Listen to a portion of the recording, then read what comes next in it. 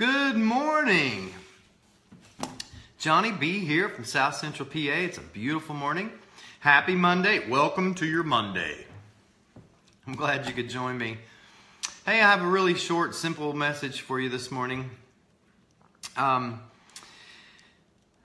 have a friend that I've known for a long time, and I went to college with her. Knew her through junior high and high school, through church events back in Oklahoma, and knew her in college, and we were pretty good friends. And anyway, reconnected with her after all these years. Thank you, Facebook.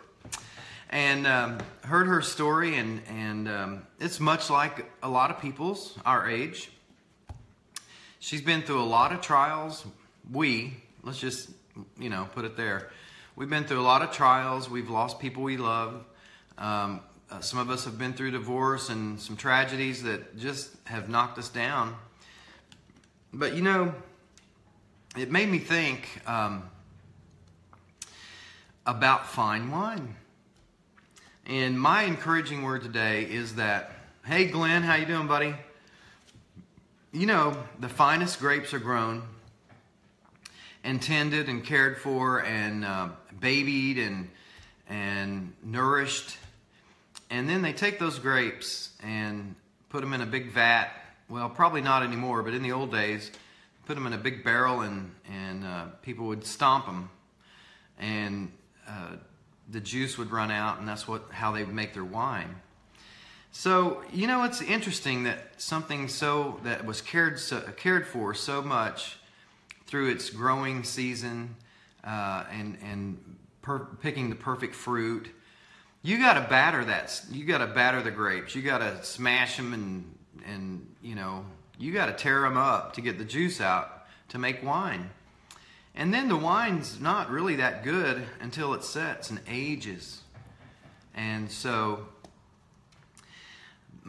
that's kind of like life, right? I mean, we grow up and we're nurtured by our family, and we get an education, and but as we live our lives, we go through the trials, and we get mashed up, and it can be tough. But on the other side, over time, those experiences make us who we are. And over time, as long as we don't give up and do something crazy, those things help us turn into fine wine over time. So that's kind of my message.